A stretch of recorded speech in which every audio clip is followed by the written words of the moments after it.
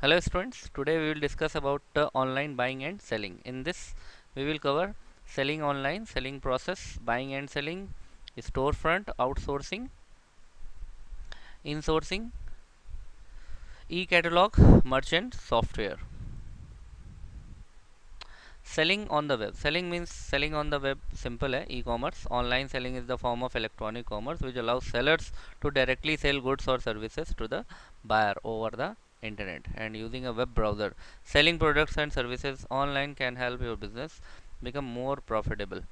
तो जो e commerce है वही आपका ई कॉमर्स में जो भी आपका बिजनेस है, आप अपने बिजनेस में कुछ भी ऑनलाइन बेच सकते हैं, तो वो उसी को हम कहते हैं कोई भी चीज़ ऑनलाइन बेचना। और आजकल ई कॉमर्स आप जानते ही हैं, जो बी टू सी है या बी टू बी है, ये सभी ऑनलाइन सेलिंग प्रोसेसेस हैं, ऑनलाइन बिजनेसेस हैं।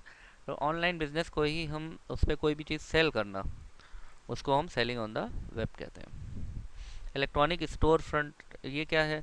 इलेक्ट्रॉनिक स्टोर फ्रंट क्या है बेसिकली, कि यहाँ पर एक ऐसा होस्ट जहाँ पे आप अपने बिजनेस की वेबसाइट को रख सकें और उस वेबसाइट को रन कर सकें, उसे हम स्टोर फ्रंट कहते हैं। स्टोर फ्रंट का मतलब होता है जैसे आप एक शॉप खोलना है, तो शॉप के लिए कोई जगह चाहिए होगी ना, तो आप उस जगह पे जा करके अपनी शॉप खोलेंगे। तो इसी तरीके से ऑनलाइन जो आपका होस्ट होता है, जहाँ पर आप अपनी वेबसाइट रखते हैं और उस वेबसाइट से क्या करते हैं, advertise their product and services on which consumer transaction are generated online, उसे हम इलेक्ट्रॉनिक स्टोर फ्रंट कहते हैं। यानी कि ये एक ऐसा प्लेस है जहाँ पर आप अपनी वेबसाइट को होस्ट करते हैं और वो उसके बदले आपकी वेबसाइट को ऐड कर रहा है, उसको दिखा रहा है, सर्विसेज बता रहा है, फिर कस्टमर ऑर्डर्स देते हैं, फिर आपका बिजनेस शुरू हो जाता है। A website where an e retailer display its products, अपने प्रोडक्ट दिखा सकता है। शॉपिंग कार्ट कस्टमर को शॉप करने के लिए यूज़ होता है। और ऑनलाइन कैटलॉग प्रोवाइड कराता है स्टोर फ्रंट। क्लियर?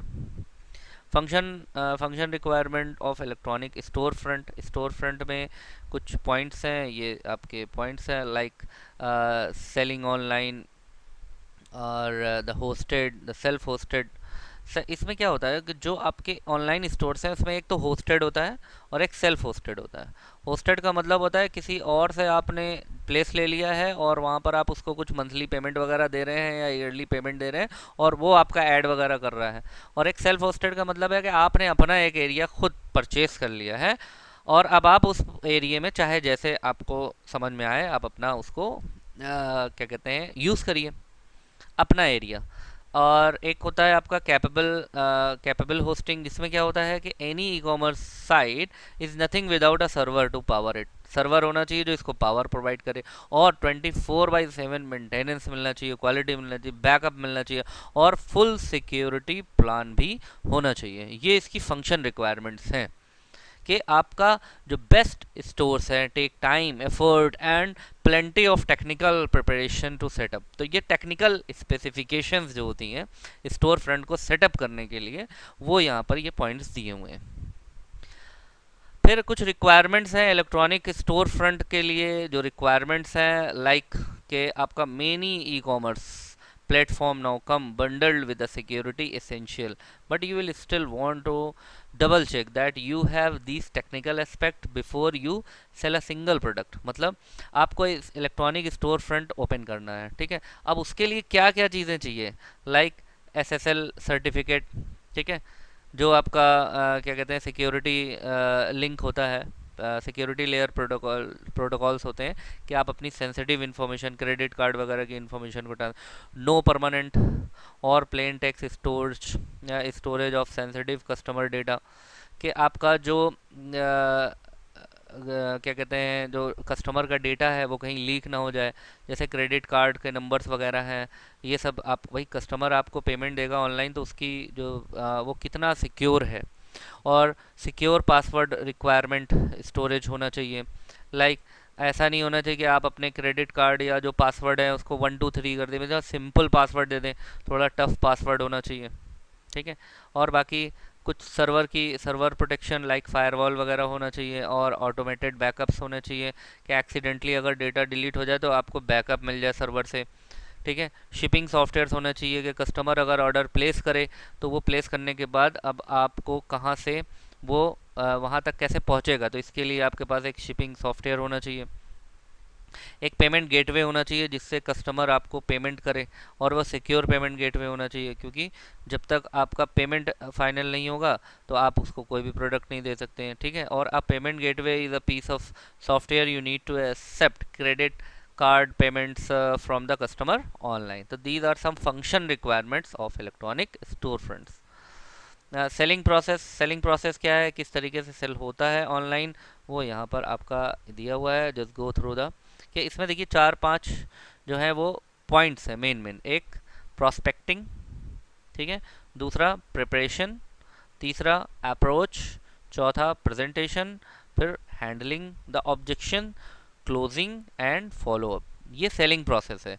क्या कि क्या प्रोस्पेक्ट्स हैं, कस्टमर के क्या चाहता है, उसको आप किस तरीके से देंगे, उसकी क्या प्रिपरेशन है, क्या अप्रोचेस हैं कि उसको हमें कैसे उस तक हमें प्रोडक्ट्स पहुंचाने हैं, प्रेजेंटेशन हमारे प्रोडक्ट्स ऐड वगैरह कैसे दिखने चाहिए, हमारा प्रोडक्ट किस तरीके से दिखे साइट पर।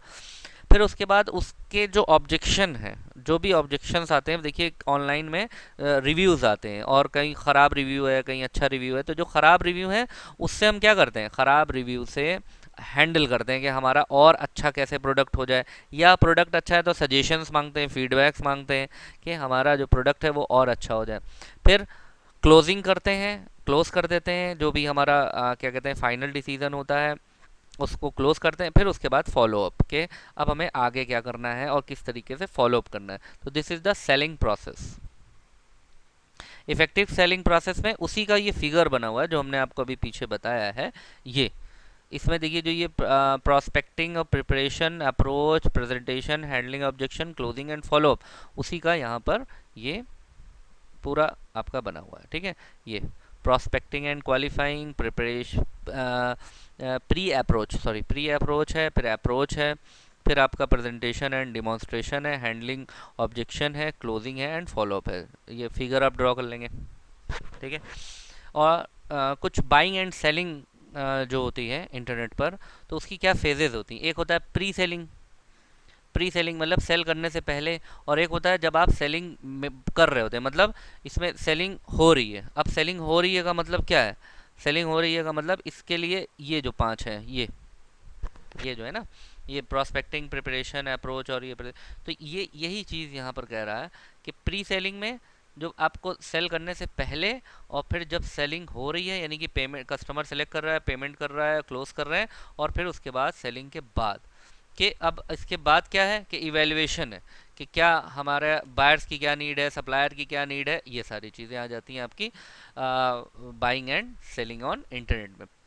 तो फर्स्ट स्टेप क्या है इसका कि buying and selling process involve searching for potential buyer, कि भाई पहले तो आप पोटेंशियल बायर्स ढूंढिए कि कौन है।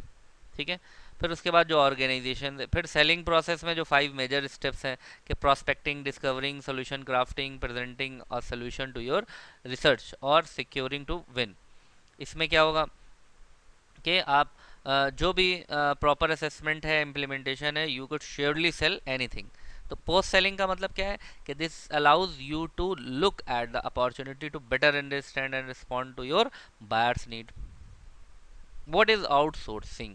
आउटसोर्सिंग का मतलब होता है कि आपने अपने काम के लिए, आपका काम इतना बड़ा है कि आप मैनेज नहीं कर पा रहे हैं, आपको मेन प्लान्स को एग्जीक्यूट करना है, लेकिन आपको बहुत छोटे छोटे काम करने हैं, तो आप क्या करेंगे, उसके लिए एक बाहर से टीम बुला लेंगे और उससे कह देंगे भाई ऐसा है कि सारे काम तुम करो, हम तुमको पैसे दें, हमारा ये काम होना चाहिए। अब आप वो सेटअप पूरा लगाएगा, लोगों को लाएगा, स्टाफ को लाएगा, उसे हम आउटसोर्सिंग कहते हैं। ये ठीक उसी तरीके से समझ लीजिए जैसे टेंडर होता है। अब रेलवे है, रेलवे बहुत बड़ा डिपार्टमेंट है, वो क्या क्या करेगा, तो अब उसको कहीं कोई नया ट्रैक बिछाना है तो उसने एक टेंडर निकाल दिया, बहुत सारे लोग आए और उन्होंने कहा ठीक है ये ट्रैक हम बिछा देंगे, तो ये आउटसोर्सिंग हो गई कि रेलवे ने अपना काम करवाया, ट्रैक बिछवाया और पैसे दे दिए। बस रेलवे को सिर्फ पैसे पेड करना है और चेक करना है कि जो काम हुआ है वो अच्छा हुआ है कि नहीं हुआ है। उसके लिए वो लेबर कहाँ से लाएगा, मटेरियल कहाँ से लाएगा, ये टेंडर जो ठेकेदार है उसका काम, उसी को हम आउटसोर्सिंग कहते हैं। ठीक है, और आउटसोर्सिंग का मेन पर्पस ये है कि इसमें reduction and control of cost, avoid large capital investment cost, insufficient resource available. अगर आपके पास रिसोर्सेज अवेलेबल नहीं है तो आपने आउटसोर्स करा लिया तो आपको रिसोर्स मिल गया। जैसे आपको 20 कंप्यूटर की ज़रूरत है, अब आप ख़रीदेंगे, आउटसोर्स करा लीजिए, 4-5 दिन के लिए ज़रूरत है, किसी से आपने ले लिया, उसका किराया दे दिया, फिर 5 दिन बाद लौटा दिया। 5 दिन के लिए अगर 20 कंप्यूटर आप खरीदेंगे तो कई लाख रुपए आप इसी में इन्वेस्ट कर देंगे। ठीक है। और कंपनी क्या करेगी, कंपनी अपनी कोर कॉम्पिटेंसीज पर यानी कि मेन चीज़ों पर फिर फोकस कर सकती है, क्योंकि अब उसे बहुत सारी चीज़ें नहीं करनी है, मेन काम पे ध्यान दे। ठीक है। तो keeping up with cutting edge technology, creating value for the organisation, building partnerships, ये सब सारे आउटसोर्सिंग के फायदे हैं। इन सोर्सिंग क्या है कि आप कोई भी काम बाहर वालों से मत कराइए, आप अपने ऑर्गेनाइजेशन में ही ये सारे काम खुद ही कर लीजिए, उसे हम इन सोर्सिंग कहते हैं। इनसोर्सिंग के एडवांटेज क्या है? High degree of control over inputs, increases visibility over the process, economies of scale and scope. Disadvantage क्या है? These are some disadvantage: requires high volume, high investment, dedicated equipment, has limited uses, problems with supply chain integration. ठीक है। Electronic catalogue, catalogue का मतलब होता है कि ये ऐसे कलेक्शन होंगे जिसमें आपका सारा कि आप कौन से प्रोडक्ट सेल करते हैं, उनके क्या प्राइजेस हैं, उनकी क्या डिटेल्स हैं। तो an electronic catalogue is an online publication that is to say a graphic interface, generally an HTML page in which the products and services offered by a company are shown. कि company क्या कर रही है, कौन से products दे रही है, तो वो जो चीज़ दिखाई पड़ती है उसे हम इलेक्ट्रॉनिक कैटलॉग कहते हैं। जैसे टेलर के यहाँ आप कपड़े सिलवाने जाते हैं तो आपको एक कैटलॉग दिखाता है कि आपको शर्ट या पैंट किस स्टाइल का चाहिए, सूट किस स्टाइल का चाहिए, तो वो कैटलॉग होता है, उसमें कलेक्शन होते हैं different different different different style के। उसी तरीके से डिफरेंट डिफरेंट प्रोडक्ट्स के जो फ़ोटोज़ होते हैं, उनकी जो टेक्निकल डिटेल है, स्पेसिफिकेशन है, उसी को हम कैटलॉग कहते हैं, ई कैटलॉग कहते हैं। मर्चेंट सर्वर सॉफ्टवेयर ये क्या है? जैसे मान लीजिए कि आपको अपना स्नैपडील बनाना है। अब स्नैपडील बनाने के लिए आपको एक सॉफ्टवेयर ऐसा चाहिए जो कि ऑनलाइन कैटलॉग भी करे, शॉपिंग कार्ट भी बनाए, क्रेडिट कार्ड प्रोसेसिंग भी करे, सारा काम करे। यानी कि ऑनलाइन जितने भी ऑनलाइन स्टोर है, ऑनलाइन स्टोर के लिए ये सर्वर सॉफ्टवेयर पैकेज यूज़ होता है, जो कि कैटलॉगिंग करेगा, ऑर्डर को मैनेज करेगा, पेमेंट को मैनेज करेगा, शिपमेंट को मैनेज करेगा और बायर को मैनेज करेगा। ठीक है। तो वो सॉफ्टवेयर को हम कहते हैं मर्चेंट सर्वर सॉफ्टवेयर। तो जितनी भी आपकी ई कॉमर्स कंपनी है, लाइक स्नैपडील, अमेजोन, फ्लिपकार्ट, ये सभी मर्चेंट सर्वर सॉफ्टवेयर यूज़ करते हैं। अब इसके यहाँ पे कुछ टाइप्स हैं, लाइक बेसिक पैकेज में क्या क्या आता है, like elementary business application, Bizland, Hypermart, OS commerce, Yahoo merchant solution provide them for free, PayPal, Stripe can be used as a payment system, widgets can add interesting capabilities, that is video, animation, picture। Mid range कुछ package होते हैं, उसमें ये examples हैं। Mid range package में ये सब software के नेम्स हैं, बेसिक और मिड रेंज पैकेजेस। ठीक है। That's all about your selling and buying related topics. That's it, thank you.